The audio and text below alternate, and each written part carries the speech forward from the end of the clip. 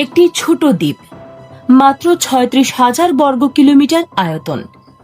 কিন্তু এই ছোট জায়গাটিকে ঘিরে শুরু হতে পারে পৃথিবীর সবচেয়ে ভয়ঙ্কর সংঘাত। কারণ এই দ্বীপ শুধু একটি দেশ নয়, এটি আধুনিক বিশ্বের মস্তিষ্ক তৈরি করে।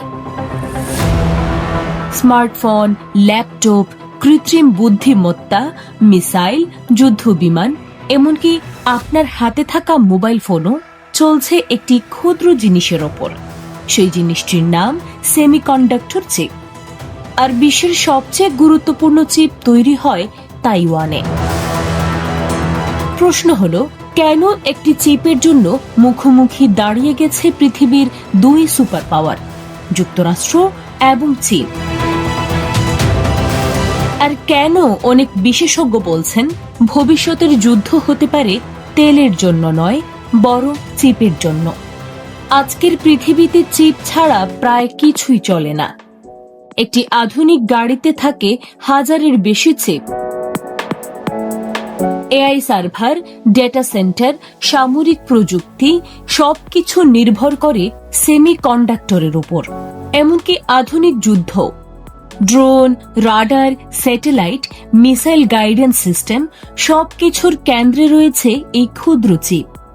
আর এই কারণেই সেমিকন্ডাক্টর এখন শুধু প্রযুক্তি নয়, এটি হয়ে উঠেছে কৌশলগত অস্ত্র।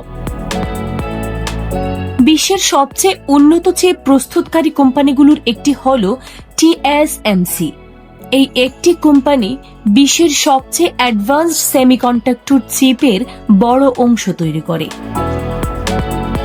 অ্যাপল, নিভিডিয়া, AMD, কোয়ালকম, বিশ্বের প্রযুক্তি জায়ান্টগুলো তাইওয়ানের চিপের উপর নির্ভরশীল। অর্থাৎ তাইওয়ান শুধু একটি দ্বীপ নয়, এটি পুরো বৈশ্বিক অর্থনীতির কেন্দ্রবিন্দু। কিন্তু এখানেই শুরু হয় সংঘাত।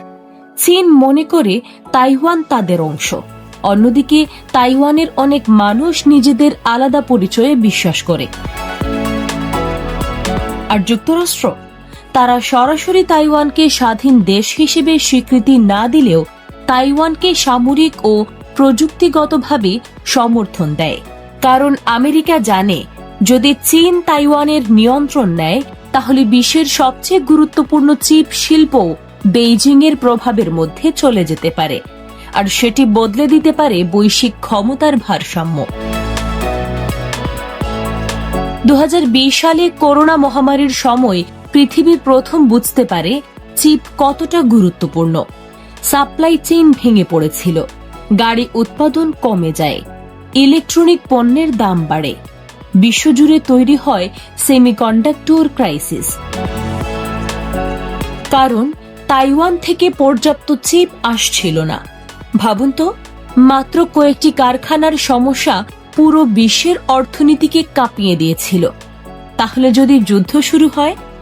বিশেষজ্ঞরা সতর্ক করছেন, তাইওয়ানকে ঘিরে যুদ্ধ শুরু হলে বিশ্ব অর্থনীতি ভয়াবহ সংকটে পড়তে পারে। কারণ আধুনিক প্রযুক্তি শিল্পের বড় অংশ তাইওয়ানের ওপর নির্ভরশীল। স্মার্টফোন থেকে এআই পর্যন্ত সবখানে দেখা দিতে পারে সংকট। শেয়ার বাজার ধসে পড়তে পারে, বৈশ্বিক বাণিজ্য থমকে যেতে পারে, এমনকি নতুন অর্থনৈতিক মন্দাও শুরু হতে পারে। অনেক বিশ্লেষক বলছেন, তাইওয়ান এখন পৃথিবীর সবচেয়ে বিপজ্জনক ফ্ল্যাশ পয়েন্ট। এই কারণেই যুক্তরাষ্ট্র এখন নিজেদের দেশে চিপ ম্যানুফ্যাকচারিং বাড়ানোর চেষ্টা করছে।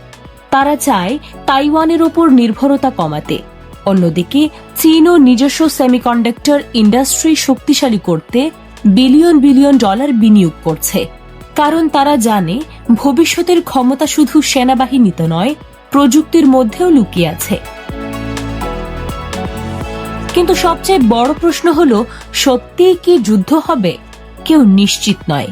কারণ যুদ্ধ শুরু হলে ক্ষতি হবে সবার।